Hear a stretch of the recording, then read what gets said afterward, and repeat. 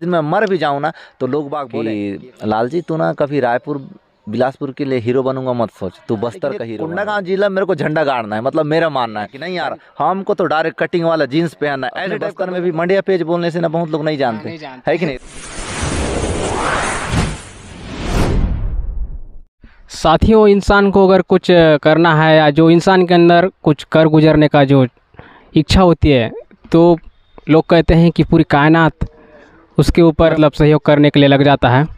तो उसी तर्ज पर हम लोग एक ऐसे इंसान से आप लोग को मिलाने वाले हैं जो एक मिडिल क्लास फैमिली और गांव से बिलोंग करते हैं और अपनी पहचान सोशल मीडिया और जो फिल्मी दुनिया में बनाए हैं। हमारे साथ मौजूद हैं लाल जी कोराम जी। सर नमस्कार। बहुत बहुत नमस्कार संतोष पयाम जी। मैं सबसे पहले तो आपको ये बोलना चाहूँगा कि आप लोग इतना अंदर क्षेत्र से भी आप लोग एक मीडिया के रूप में काम करते हो, उसके लिए आपको दिल से धन्यवाद देना चाहूँगा। आप जो छत्तीसगढ़ पिक्चरों में आप काम कर रहे हैं इस वक्त, उसी के चलते आपने अपना पहचान बनाए हैं। तो शिक्षा का स्टार्टिंग दौर रहता है वो आपने कहाँ से शुरुआत की सर? आप कोंडागांव जिले या कहीं बाहर से आपने शुरुआत की? नहीं, जिला तो कोंडागांव से ही किया हूँ करने के लिए, लेकिन मेरा जो बचपन का पढ़ाई है मेरे नाना नानी के घर में हुआ है। जो मैं बचपन से ही मतलब मैं नानी नाना घर में था और मेरे नानी नाना का गांव है गारामंडी जो केसकाल ब्लॉक में पड़ता है और मेरा पढ़ाई वहीं से स्टार्ट हुआ। सर आप कहाँ तक पढ़ाई किए हैं सर? एक्चुअली पढ़ाई का दौर अलग टाइप का है क्योंकि अभी भी मैं पढ़ाई कर रहा हूँ। पढ़ाई बीच में गैप हो गया था क्योंकि मैं प्रोग्राम के चलते बाहर चले गया था। जैसे मैं कॉलेज के स्काल में कर रहा था, उस समय फर्स्ट ईयर का था, 2014 के आसपास होगा। तो उस समय मेरा पढ़ाई हो नहीं पाया संतोष भाई। तो मैं मोना सेन के साथ प्रोग्राम देने के लिए रायपुर चले गया। तो मतलब एक बचपन से मेरे में नशा सा था कि प्रोग्राम करने के लिए, मतलब किसी का भी टीम में, मतलब छोटे मोटे टीम में जाता था बचपन से प्रोग्राम देने के लिए।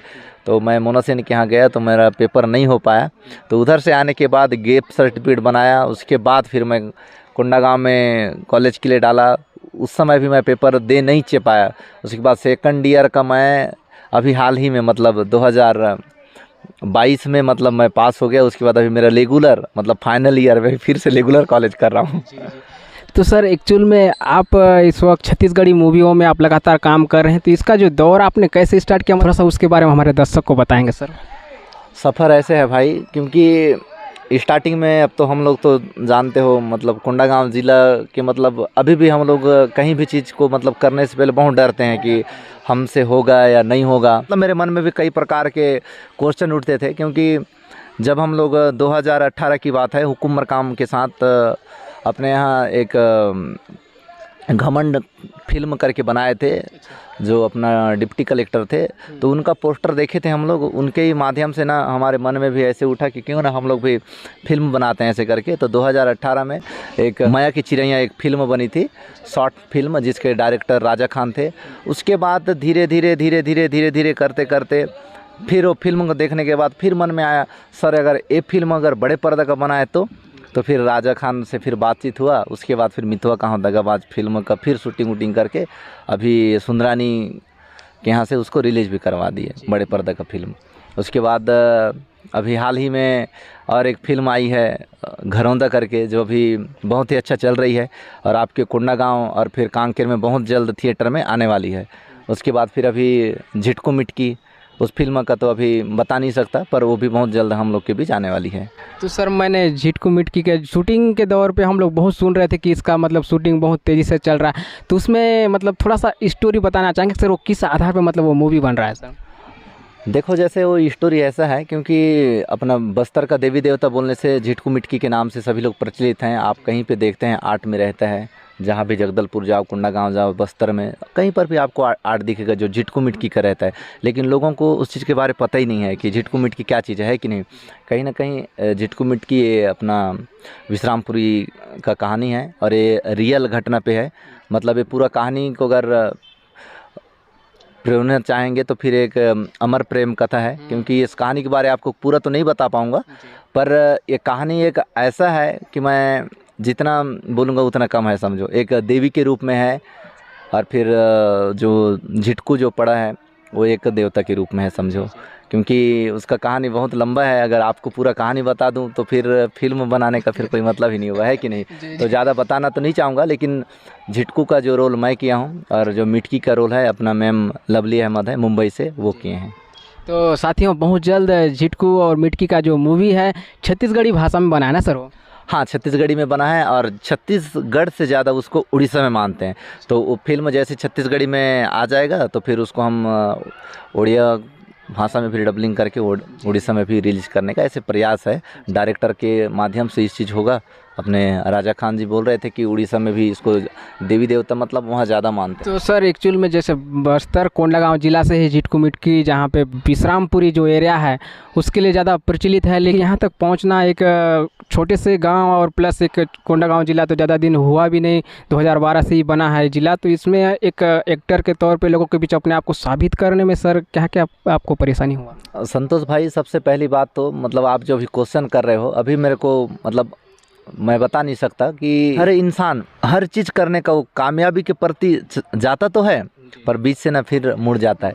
तो मेरे साथ भी ऐसे ही होता है। आपको ऐसे लग रहा होगा कि सर आज मतलब बहुत अच्छे प्लेटफॉर्म में होंगे, हीरो हैं या एक्टर हैं, अभी भी ना मतलब जिस प्रकार से हम लोग मेहनत करते हैं ना मतलब अभी भी कम है। अभी भी मैं अपने आप को मानता हूं कि हमको बहुत कुछ करना है। जैसे मेरे ऊपर भी बहुत लोगों का सहयोग है, जैसे मेरे मामाओं का सहयोग है, जैसे मेरे तीनों मामा हैं जिसमें से सबसे ज़्यादा सहयोग मतलब मेरे मझला वाले मामा हैं हुकुम मरकाम उनका है, और जीवन मरकाम, देवेंद्र मरकाम, शेष कुमार मरकाम, उनके बाद सबसे जो अगर अभी मतलब एक गुरु समझो उसको, एक है संजय मरकाम करके जो आदन बेड़ा के हैं, उनका मतलब हाथ मेरे ऊपर हमेशा रहता है। जिस भी काम को कुछ भी करता हूँ तो सबसे पहले उनका ही हाथ है कि आप इसको करने से पहले इसके बारे जानो। इतना बड़े इंडस्ट्री में आने के लिए, इतना बड़ा इंडस्ट्री क्या मैं इतना दूर आना चाह ही नहीं था, मतलब मेरा इतना सफ़र कर ही नहीं पाऊँगा ऐसा सोचता था। क्योंकि जैसे आप मिडिल क्लास बोल रहे थे, रियल आप सही बोल रहे हैं, क्योंकि अभी भी मतलब खुद के दम पे कुछ खड़ा नहीं कर पा रहा हूँ। मतलब बहुत सारे संघर्ष है अभी भी हर किसी के लाइफ में।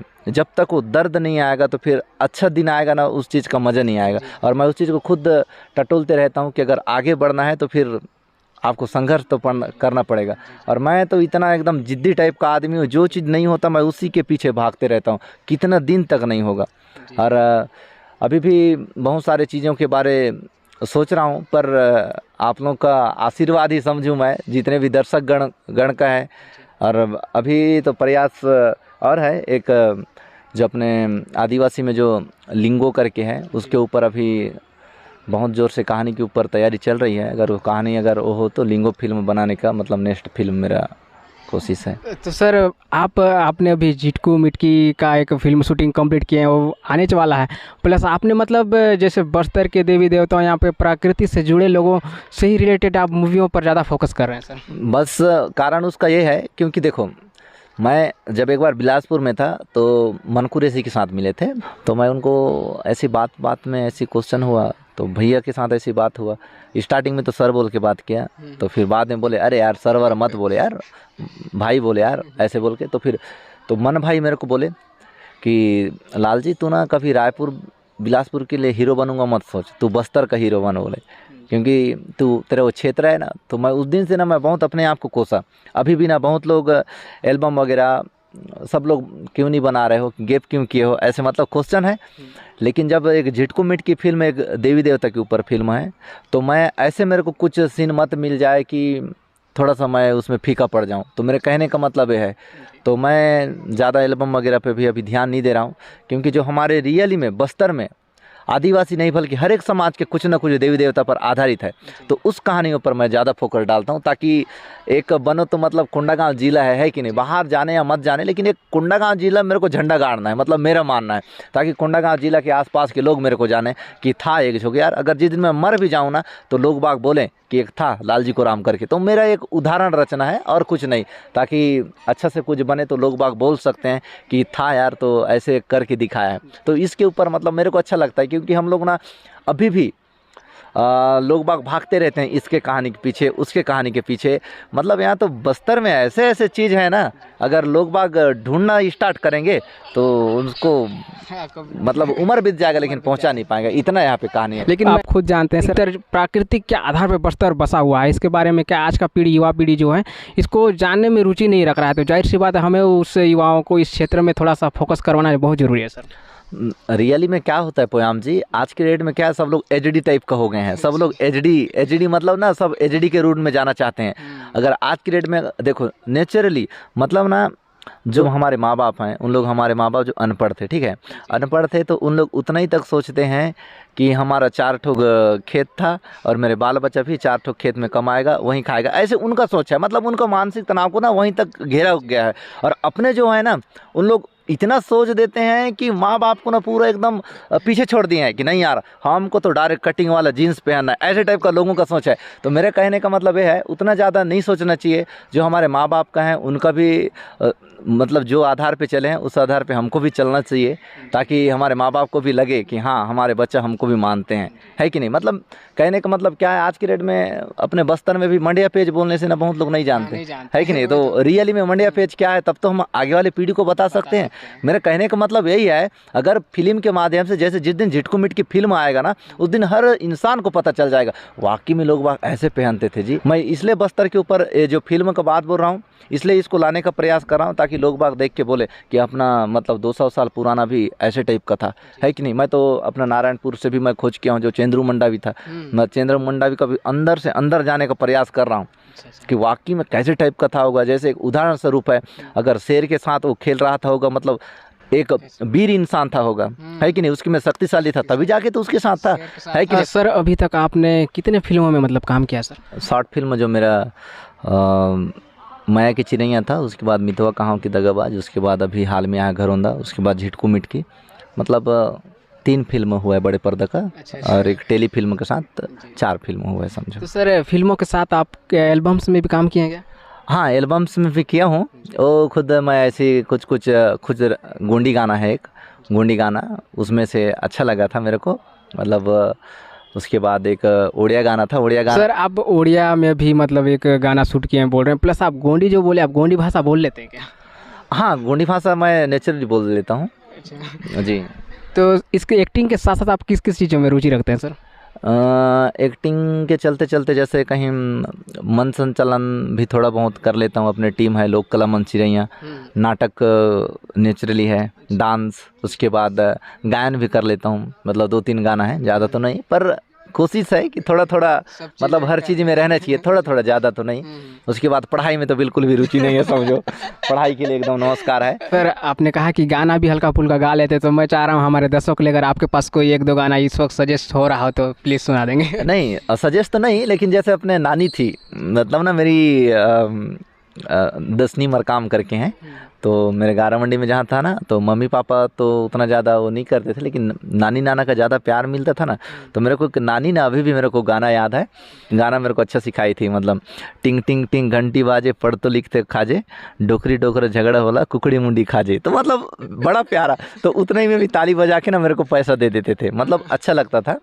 तो आप जैसे गाना बोल रहे हैं, तो एक गोंडी गाना है, हमारे दर्शक भी सुनना चाहेंगे, क्योंकि गोंडी भाषा एक बहुत ही मज़ेदार उसमें झलकता है सर। लेकिन आपको ना रिटर्न वहीं पे आना पड़ेगा। जैसे आज मांदरी का थाल कहीं बजता है तो कितना मनमोहक लगता है, भले कुछ भी रहे लेकिन मांदरी बजा, हाँ, हुल्की मांदरी, गुट्टा पर्रा, मतलब इंसान ना भाव कूटता है ये, क्योंकि हमारा परंपरा से बचता है, रीति रिवाज का है। लोग बाग इसको देखना पसंद करते हैं आज के डेट में भी पोयाम जी, मतलब मेरा मानना है। क्योंकि लोग बाग तो कुछ हद तक तो देखेंगे, है कि नहीं, पर जो अपना जो संस्कृति को हमारे पूर्वज करते करते हैं ना, उसको देखने का मज़ा ही कुछ और आता है। गोंडी गाना है, ऐसी बहुत दिन हुआ है, बस वो करने का प्रयास कर रहा हूँ।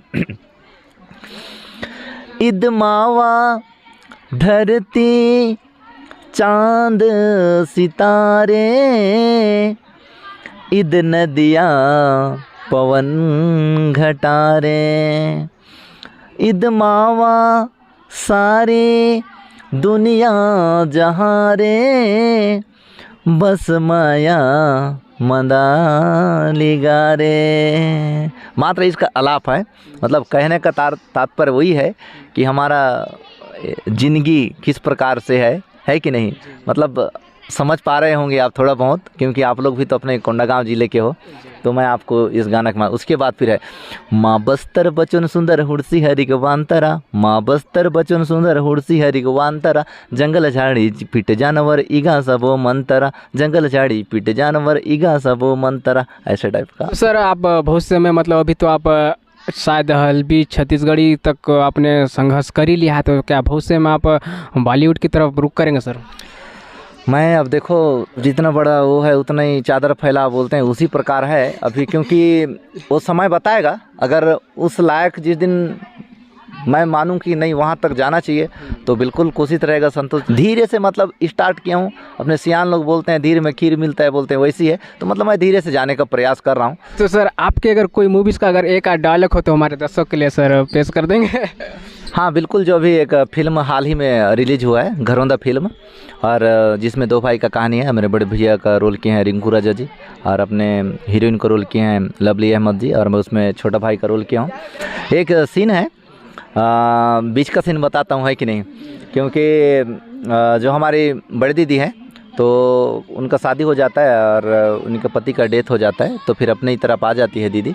तो उनको हम अपना जो फैक्ट्री है, एक फैक्ट्री को उनको देने वाले रहते हैं।